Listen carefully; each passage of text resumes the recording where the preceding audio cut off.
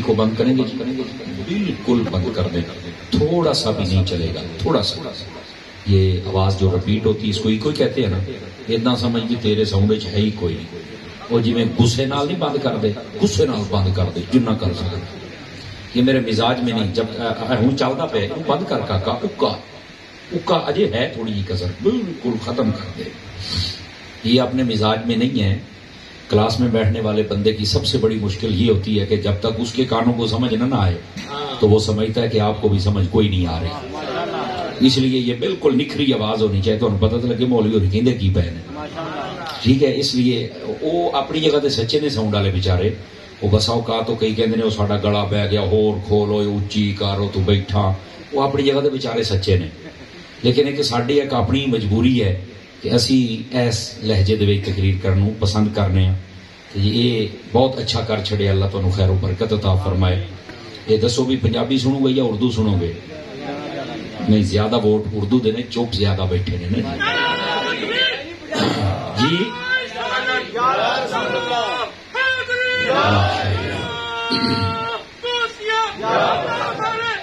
اللہ کریم آپ کو خیر و برکت عطا فرمائے. میرا خیال ہے اردو بھی اتنی مشکل نہیں ہے. بیچ میں آپ کا یہ جو پنجابی والا ہلکا ہلکا چسکا یہ پورا کرتا رہوں گا, لیکن اردو میرا خیال ہے یہ بہتر زبان ہے.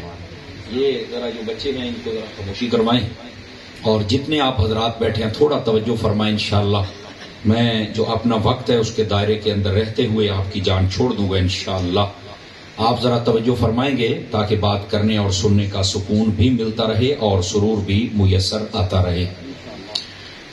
مجھ سے قبل ہمارے برادر طریقت محترم و مکرم علامہ قاری محمد شاہ زیب صاحب قادری, آپ نے اپنے خوبصورت لہجے میں آپ کو خطاب سنایا. اللہ کریم آپ کی آواز, انداز اور پرواز میں برکات عطا فرمائے.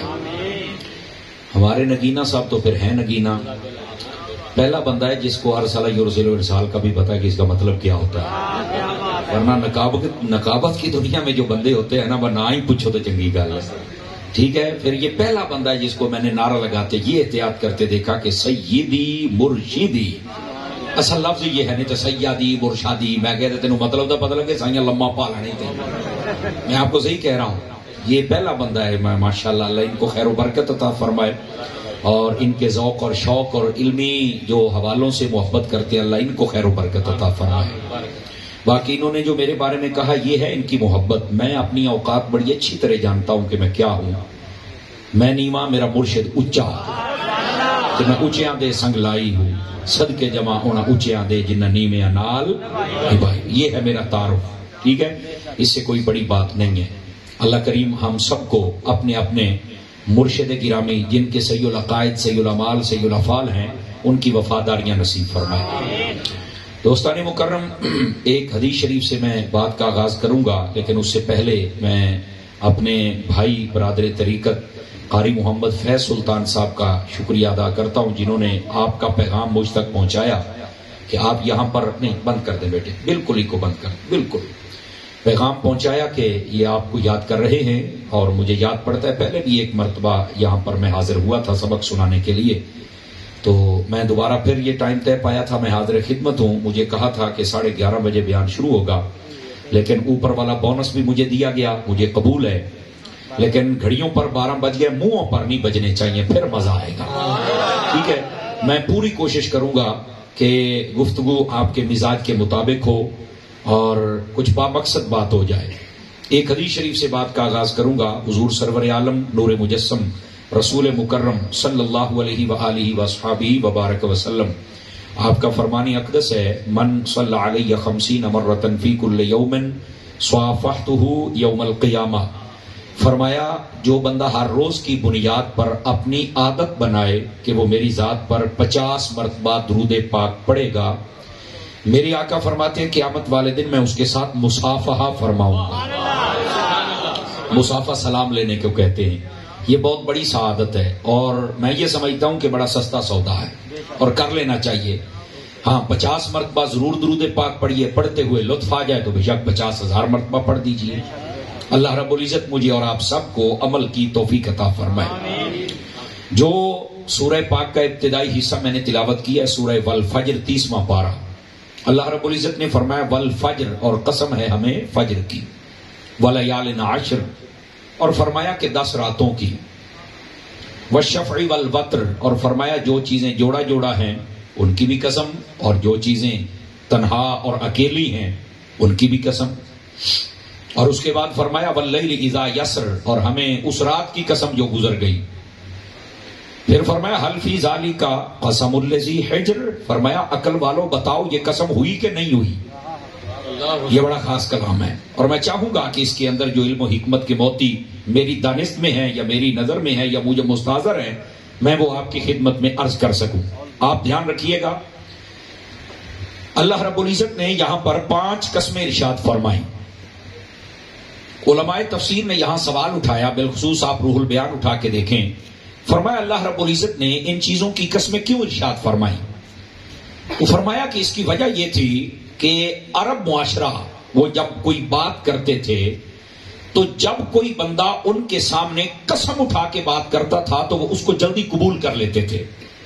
اور یہ صرف عرب معاشرے کی بات نہیں ہے، جس معاشرے میں میں اور آپ رہ رہے ہیں، اگر ہمارے سامنے بھی کوئی قسم اٹھائے اور وہ بامقصد بندہ ہو، یعنی وہ عادی مجرم نہ ہو، تو ہم بھی اس کی قسم کو مان جاتے ہیں۔ ابھی یار قسم چکی بیٹھا ہے، کو لگتا ہے گل سچی ہے، سمجھ آئی نا؟ 90% ہم مان جاتے ہیں۔ ہاں کوئی عادی مجرم ہو بار بار کا دھوکے باز، اور جنہوں فراڈیا آپ کہنے ہیں، تو پھر آپ کہنے تو پورا قرآن بھی چوک تیری میں کو نہیں مننی۔ اس کا مطلب ہے وہ اپنی عادات و اطوار پر سے وہ بالکل فراڈیا ہوتا ہے، لوز کریکٹر ہوتا ہے، وہ بالکل واضح ہو چکا ہوتا ہے، تو اس کا پھر اعتبار کرنا مشکل ہو جاتا ہے۔ تو یہ جو قسم والا کلام ہوتا ہے، اس قسم والے کلام کو زیادہ پسند اور قبول کیا جاتا ہے۔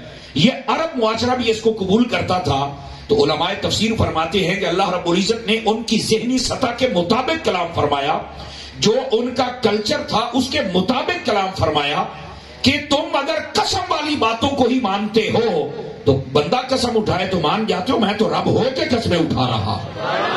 آواز کمزوروں والی ہے آپ، اس لیے میرے رب نے قسم ارشاد فرمائی۔ لیکن یہاں پر دوسری بات بھی سماعت فرمائیے، علماء تفسیر نے دوسرا سوال وہ اٹھایا کہ اللہ رب العزت پھر ان چیزوں کی قسم اٹھاتا کیوں ہے؟ کبھی مکے کی، کبھی مدینے کی، کبھی نبی پاک کے چہرے کی، کبھی زلف اقدس کی، تو یہ قسمیں کیوں ہیں؟ کبھی فجر کی، کبھی رات کی، کبھی یہ 10 راتوں کی، تو یہ کیوں قسم ہے؟ توجہ ہے بھی سب رات کی؟ تو فرمایا اس میں وجہ یہ ہوتی ہے، اللہ رب العزت جس کی چیز کی قسم اٹھائے اس چیز کی اہمیت کو واضح کرنا مقصود ہوتا ہے، کہ جس چیز کی رب نے قسم اٹھائی ہے اس کو عام نہ سمجھنا، ذرا تفکر و تدبر کرنا کہ اللہ نے اس کی قسم آخر کیوں اٹھائی ہے۔ اب یہ بات کیوں میں نے آپ کو بتائی؟ اس لیے کہ ہمارے اسٹیج پر علماء بھی بیٹھے اور آپ سنجیدہ فکر لوگ بیٹھے ہیں، اس مسئلے کو سمجھ لیجئے۔ آج جس دور میں ہم بیٹھے ہیں، مسئلہ یہ ہے کہ ہم جب قسم اٹھائیں گے تو قسم صرف 2 چیزوں کی ہو سکتی ہے جو منعقد ہوگی، 2 چیزوں کی، یا قسم قرآن کی ہو سکتی ہے یا رحمان کی ہو سکتی ہے، بس۔ اس کے علاوہ نہ کعبے کی قسم ہو سکتی ہے، نہ مدینے کی قسم ہو سکتی ہے، نہ ماں باپ کی ہو سکتی ہے۔ آج کل کے ٹوٹے عاشق ایک دوسرے کی قسم، میں نے تیری قسم تو میں نے تیری قسم، میں کبھی یہ ہماری چوکلا ایت قسم ہی کوئی نہیں توجہ فرمائیے آپ حضرات نے، سمجھ آ رہی ہے؟ تو یہ جو قسم منعقد ہوتی ہے، سمجھ آئی؟ اس کو عربی میں یمین کہتے ہیں، یمین منعقدہ، جو منعقد ہونے والی قسم ہوتی ہے وہ وہی قسم ہوتی ہے جو اللہ کی اٹھائی جائے یا قرآن کی اٹھائی جائے، بس۔ توجہ نہیں فرما رہے آپ؟ کوئی بندہ کہتا ہے اے میں نے تیری قسم، تیرے ابے کی قسم، اے میں نے فلانے دی ہو جی مارتی چوکے قسم ہی نہیں، اس کو کہتے ہیں ایموشنل بلیک میلنگ۔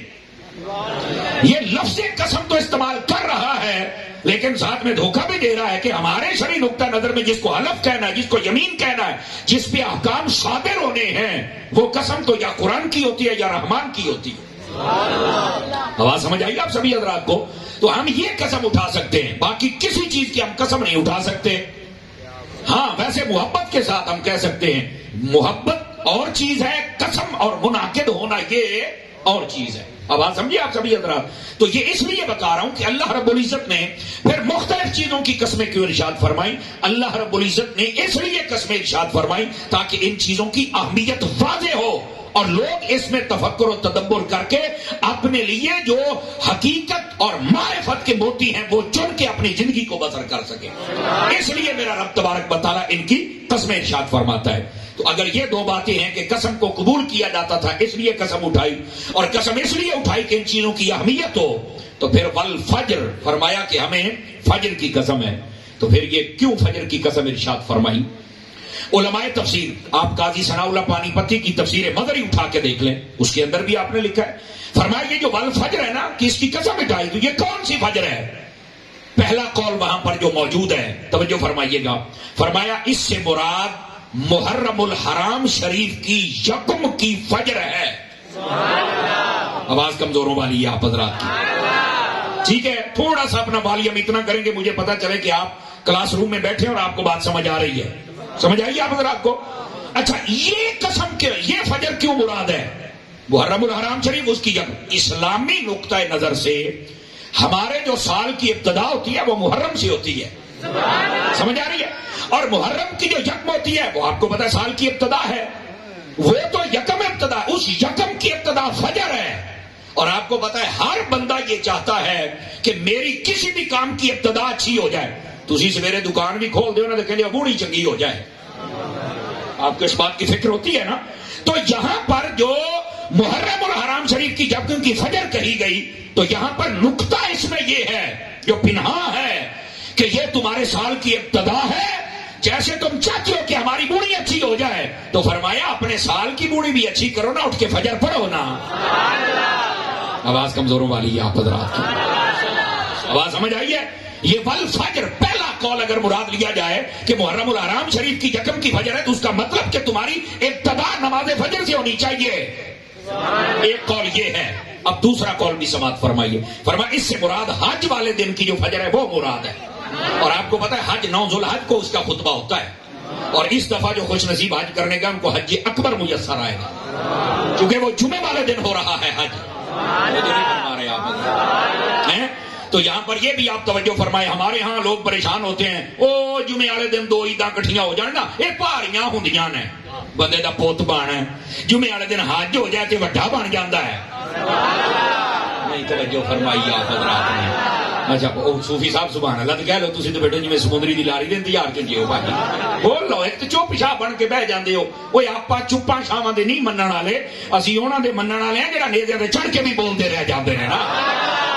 محنت تے ذوق ہونا چاہیے نا جی, سمجھ آئی ہے؟ اسٹیج سر بیدار مغز لوگ بیٹھے, ان کی آواز آ رہی ہے تو آپ کی بھی تو آنی چاہیے نا.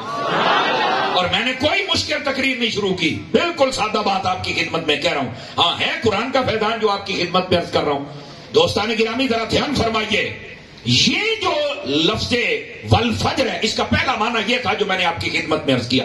دوسرا کیا ہے؟ فرمایا اس فجر سے مراد حج والے دن کی فجر ہے. کیوں؟ فرمایا اس لیے کہ لوگ اس میں بھی تفکر و تدبر کریں کہ اس فجر کی قسم کیوں ہے. اس لیے کہ وہ دن ہے جس میں حج پڑھا جاتا ہے, اور اللہ رب العزت اس وقت حاجیوں کا حج قبول فرما کے ان کی ایسے بخشی فرماتا ہے, گناہوں سے ایسے ستھرا فرماتا ہے جیسے آج اپنی ماں کے پیٹ سے پیدا ہو کے آئے. اب یہ معنی کیوں ہے؟ بیٹے موبائل جیب میں ڈالیے. یہ معنی کیوں ہے؟ یہ معنی اس لیے ہے تاکہ لوگ حج کی طرف توجہ فرمائیں. اب ہمارے ہاں حج کی طرف توجہ کیسے ہوتی ہے؟ جوانی حج کوئی نہیں یہ کر دے, جیلے بڈھے ہو جانا نا جی اس لیے حج کرنا ہے. جوانی منڈے دا بیاہ کرنا ہے, کڑی دا بیاہ کرنا ہے, حالانکہ بہانا ہوتا ہے, نال والا پلاٹ بھی لے لیں, دکان بھی لے لیں. مجھے نہیں فرمائی آپ حضرات, سب کچھ کرنا. حج نہیں کرتا, اب حج کب کرنا ہے؟ اجلے گٹیاں گوڈیاں کچھ نہ رہ جائے. ہوں تو روپے حج کرنے واسطے ہیں. بچیاں نے تو 12-14 کلو پھول پا چھڈے, لت دیاں پھر پا چھڈے. اتنے کیتا کی اگے سمر صاحب تسی تو مولوی ہو, تو مولویاں والیاں گلاں کردے ہو جداں باقی کرن ڈے سی, میں نہیں کر چھڈیا. آپ نے توجہ نہیں فرمائی. یہ کوئی طریقہ نہیں ہے. میں مانتا ہوں میرا رب بہت رحیم ہے, لیکن کیا تمہیں کسی نے یہ نہیں بتایا کہ کسی کے دروازے پر جاؤ تو جانے کا حق کیا ہے؟ اور یار یہاں جج کے پاس جاؤ, جج کی عدالت میں جاؤ تو تم پوچھتے ہو کہ جانا کہ میں کپڑے کداں دے پاؤنے نے, وہ اتنے میں کداں دی پگ بننی ہے, وہ کداں بٹن بند کرنے کی میں کرنا ہے. جج کی عدالت میں جاتے ہو تو لوگوں سے پوچھ لیتے ہو, جب رب کی عدالت میں جاتے ہو تو تب بھی تو پوچھو نا کہ ہم نے وہاں جانا کیسے ہے. توجہ ہے کہ کوئی نہیں؟ آپ تو پہلی تو بات ہے یہ کام ہی جوانی کا ہے. اب میں بس اوقات اسکالرس کو سنتا ہوں, اب ہم بھی بیٹھتے ہیں ان کے ساتھ, تو میں بس اوقات ان سے یہ کہتا ہوں کہ یار آپ یہ کیا چورن بیچ رہے ہیں. وہ حج کے لیے نا میں آپ کو آسان طریقہ بتاتا ہوں. میں کہ تو کیڑا حج کوئی واٹس ایپ والا حج کراؤ نہیں, کیڑا ہی آسان طریقہ مینوں بھی دس سمجھ آ رہی. وہ جی آپ ایسے کریں, آپ صرف 8 دن پہلے جائیں, آپ تھوڑا خرچہ زیادہ کر لیں, آپ کو لگژری روم مل جائے گا, آپ کو جناب لگژری فلانی. میں کہا پوت میرا گل سن لا میری سیدھی, میں بھی 5 باری ہو آیا. تو پاویں جہاز اپنا نال لے جانا, اوتھے تیری ہو بس جانی ہے. اس کی وجہ یہ ہے کہ حج کے جو معانی ہیں اور جو مفاہیم و مطالب اگر ان کو سمجھا جائے تو حج کے اندر قدم قدم پر مشقت کو برداشت کرنا ہے. مشقت برداشت کریں گے تو ہی پیاروں کی ادائیں ادا ہوں گی نا.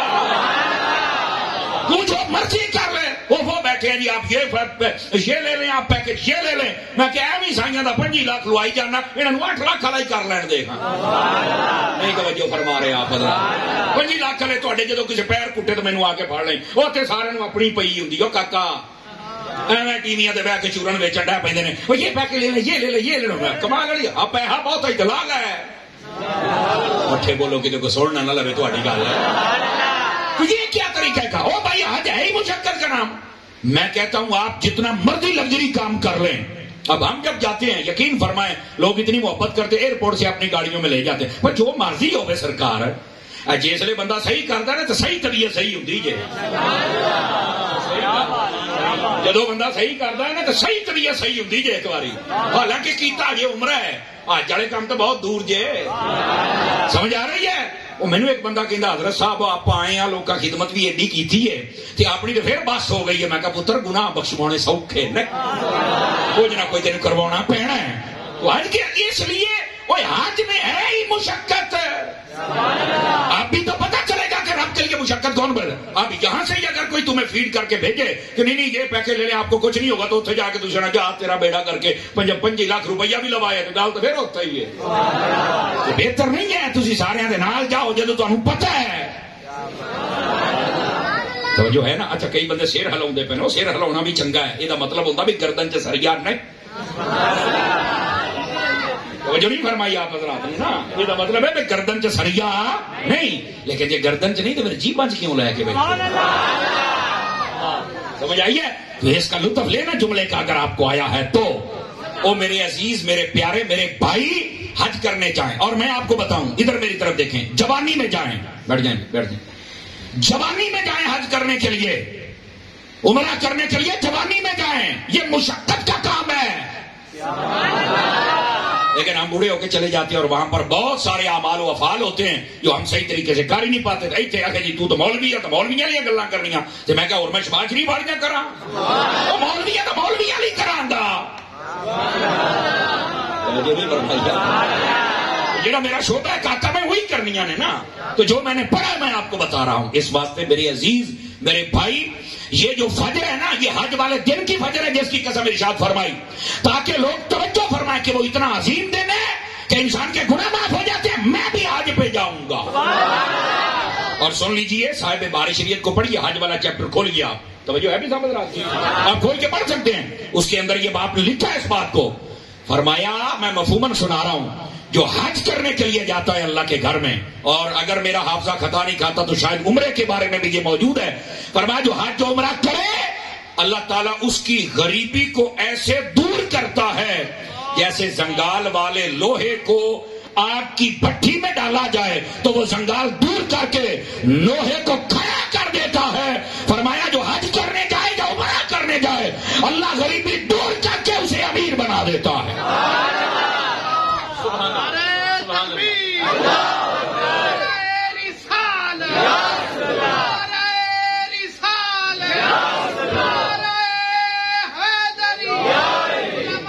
اللہ اکبر.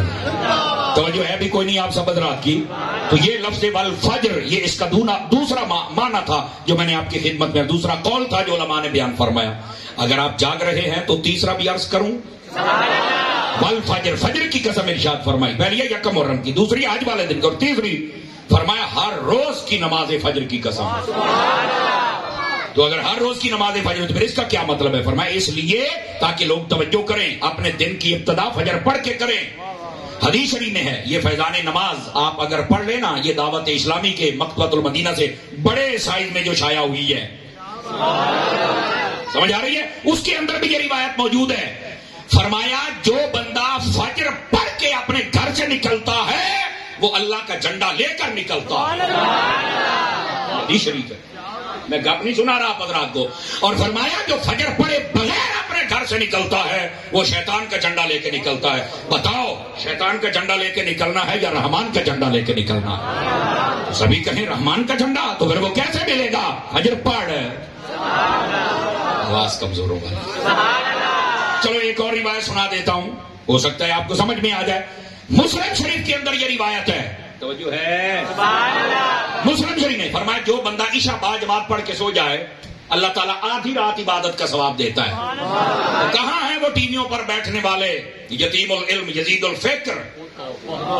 بیٹھے ہو 5-4 بندے ٹھلے پہ گئے ہو، یزید الفکر، ہاں یتیم العلم یزید الفکر، خبیث النسل والاصل والعقل۔ جملے تو میرے بائی ویلے ٹرالے تے پورے نہ ہون پر تانوں نیند آئی بیٹھی، میں تہاڈا علاج کی کراں؟ سمجھ آ رہی ہے؟ وہ بتاتے ہو ہم دین پہ عمل نہیں کر سکتے، ہم دین پہ، اور تو کیا یہ کہتا ہے کہ ہمارا دین اتنا مشکل ہے کہ کوئی عمل نہیں کر سکتا؟ میرے نبی مشکل دین نہیں لائے، میرے نبی نے خود فرمایا ہے الدین یسر، میرا دین تے سوکھ ہے۔ جب میرے نبی نے فرما دیا میں تیرے تبصرے کیسے سن لوں بھائی؟ نہیں ہم عمل نہیں کر سکتے تو ہم یہ نہیں کہو، کیوں نہیں عمل کر سکتا؟ کنجر پورا پورا کرنا ہے۔ زندہ بندہ بولے، زندہ بندہ۔ رب کو سجدہ کیوں نہیں کرتے؟ سیدھا ہو کے آنا، باقی سارے کام کر لیتے ہو۔ جی وہ ترقی ہے، میں کہا ترقی نہیں، جنگ والی بولی ہے چاہتے ہیں تراک گئے،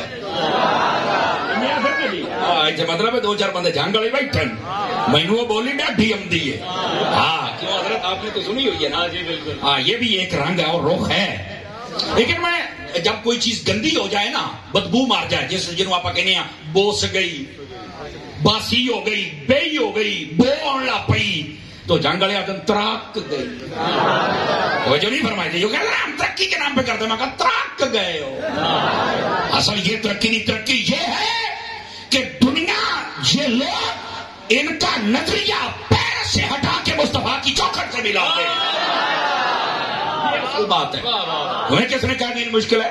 ہمارا دین اتنا آسان ہے، کوئی دنیا کا دین مجھے پڑھ کے بتاؤ اس میں یہ آسانی ہے کہ بندہ عشاء پڑھ کے سو جائے آدھی رات کا ثواب مل جائے۔ اور نیند پر اجرت کون دیتا ہے؟ توجہ نہیں فرمائی، صوفی بول سبحان اللہ یار، نیند پر اجرت کون دیتا ہے بتاؤ مجھے؟ اور فرمایا پھر اٹھ کے بندہ فجر پڑھ لے اللہ باقی آدھی رات کی عبادت کا بھی ثواب عطا فرما دیتا ہے۔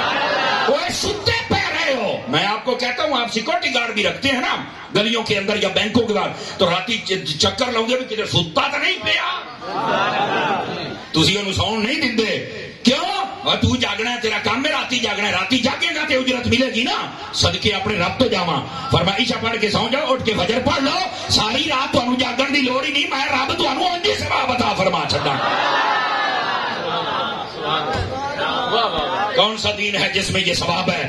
کہا اس دین کا نام دین مصطفیٰ ہے، اور اگر ہے تو پھر فجر بھی پڑھا کرو، پھر عشاء بھی پڑھا کرو۔ آواز سمجھ آئی ہے؟ والفجر، قسم ہے مجھے فجر کی، فجر کی قسم ہے نہیں ارشاد فرمائی ہے۔ اللہ اکبر۔ اور اگلی بات بھی سنیے گا، یہ جو لفظ والفجر ہے نا، اس کا چوتھا معنی، چوتھا قول یہ ہے، اور توجہ ہے کہ اس سے مراد وقت فجر بھی ہے۔ نماز فجر اور شے ہے، وقت فجر اور شے ہے۔ وہ جو وقت فجر ہوتا ہے نا، اس کی قسم کیوں ہے؟ فرمایا اس کی قسم اس لیے ہے، فجر کا معنی پھاڑ کے نکلنا، یہ جو سورج ہوتا ہے نا اندھیروں کو پھاڑ کے نکلتا ہے، روشنی آ جاتی ہے، اگر نیرے رہے تو ساڈا بنے کی۔ اللہ نے قسم اس لیے ارشاد فرمائی وقت فجر کی، لوگوں جو رب تمہارے لیے اندھیروں کو پھاڑ کے فجر کو نکالتا ہے اس رب کا شکر ادا کیا، اس لیے وقت فجر کی قسم ارشاد فرمائی۔ اب بات سمجھ آئی ہے؟ تو بیٹھے ہو یہ 4 قول تھے یہاں پر جو مجھے مستحضر تھے اور میں نے آپ کی خدمت میں عرض کیے. آگے ہے والا یالن عاشر، فرمایا ہمیں قسم ہے 10 راتوں کی. دھیان سے سننے والی بات ہے. پہلے فجر، اس کے اقوال ہو گئے، اب 10 راتیں. تو یہ 10 راتیں کون سی ہیں؟ اس میں پھر علماء کے اقوال ہیں. پہلا قول فرمایا اس سے مراد یہ جو رمضان شریف کی آخری 10 راتیں ہیں وہ مراد ہے. 10 راتوں سے مراد کون سی راتیں ہیں؟ رمضان شریف کی آخری 10 راتیں. تو بھائی اس کی وجہ کیا، ریزن کیا، سبب کیا، علت کیا ہے؟ تو فرمایا وہ یہ ہے کہ انہی راتوں کی پاک راتوں میں وہ رات ہے جس کو شب قدر کہا جاتا ہے. اس لیے ان 10 راتوں کی قسم ہے تاکہ ان 10 راتوں کو غفلت میں نہ گزارنا. ذرا دھیان کرنا، آ گیا یہ او ٹائم جس میں ہمارا یہ بہت بڑا سمجھے کہ ٹکٹ نکل سکتا ہے جنت میں جانے والا.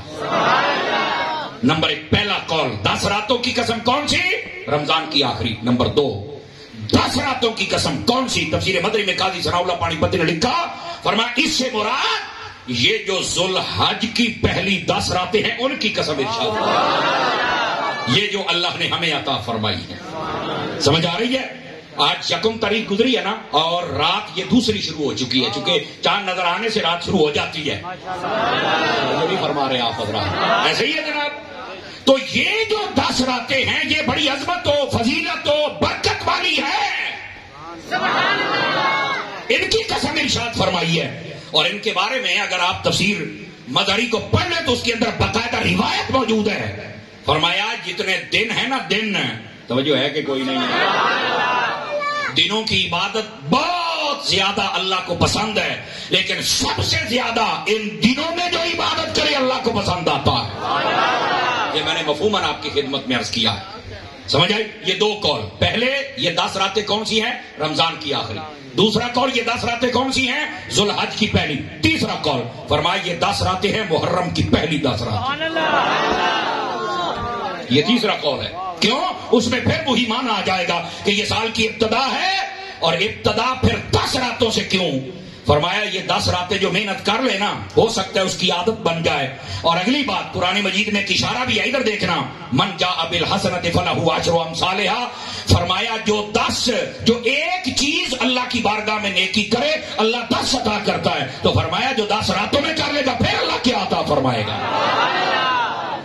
یہ اس کی طرف اشارہ ہے، ابتدا اچھی ہو جائے سال کی. یہ تیسرا قول ہے. اگر جاگ رہے ہیں تو یہاں بھی 11 دا چوتھا سنا چھڑا. پہلے بھی 4 قول تھے، اب بھی 4 قول اس کے جو مجھے یاد ہے. اور وہ کیا ہیں؟ وہ حضرت باقری رضی اللہ عنہ، یہ روح البیان کے اندر یہ روایت موجود ہے جو سنا رہا ہوں. تو آپ فرماتے ہیں کہ اس سے مراد یہ جو 10 کی قسم ارشاد فرمائی نا، فرمایا کہ وہ دن اور وہ راتیں وہ مجھے پتا ہے وہ اور بھی ہیں. یہ مفسرین کی اپنی رائے ہوتی ہے اور وہ دیتے ہیں. تو کہا بتائیے آپ کیا کہتے ہیں؟ حضرت باقری نے فرمایا اس سے مراد 6 دن اور 6 راتیں تو وہ ہیں جس میں اللہ نے زمین و آسمان کو بنایا. آپ کو پتا ہے زمین و آسمان 6 دنوں اور 6 راتوں میں بنی تھی؟ پتا ہے آپ کو اس بات کا؟ فی ستۃ ایام کے لفظ تو قرآن میں ہے. ایام جب دن کا ہے تو دن میں رات اس کے ساتھ ہی ہے، الگ تو نہیں ہوگی نا. سمجھ آ رہی ہے میری بات کی؟ اور اگر اس کا کوئی اور معنی بھی ہو تو وہ ایک الگ بحث ہے. لیکن یہاں پر وہ فرماتے ہیں کہ یہ جو 6 دن اور 6 راتوں میں زمین و آسمان بنائی، یہاں پر ایک سوال پیدا ہو سکتا ہے.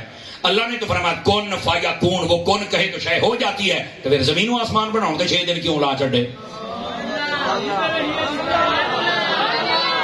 سونا نہیں ہے 12 بجے کھلوتے نے، پر گلاں جڑیاں نے 1 بجے والیاں ٹنا ٹن سودا کھرا. ایسے ہی ہے جی. تو سوال یہ پیدا ہوتا ہے کہ اللہ فرمایا کون فیکون، کہتا بن جا تو بن جاتی، 6 دیہڑے کیوں لا چھڑے؟ فرمایا اس میں بھی قدرت نے اپنے بندوں کی تربیت فرمائی. وہ کیسے؟ وہ ایسے کہ یہ آہستہ آہستہ میرے رب نے بنایا. سمجھ آئی؟ اچھا آہستہ آہستہ بنانے کا مطلب کیا ہے؟ کون فرمایا فیکون ہو گیا، لیکن ان کی ذمہ داری لگا دی. اتنے فرشتے تمہاری ذمہ داری یہاں، دوسرے فرشتے تمہاری ذمہ داری یہاں، تیسرے فرشتے تمہاری یہاں. 7 آسمان اور 7 زمین، ان کو جب بنایا 6 دنوں میں یہ ساری ڈیوٹیاں آہستہ آہستہ تقسیم فرمائی. بن گیا تھا لیکن آہستہ آہستہ تقسیم فرمائی. اس کا مطلب کیا ہے؟ اس کا مطلب یہ ہے قدرت نے اپنے بندوں کی تربیت فرمائی آئی ہے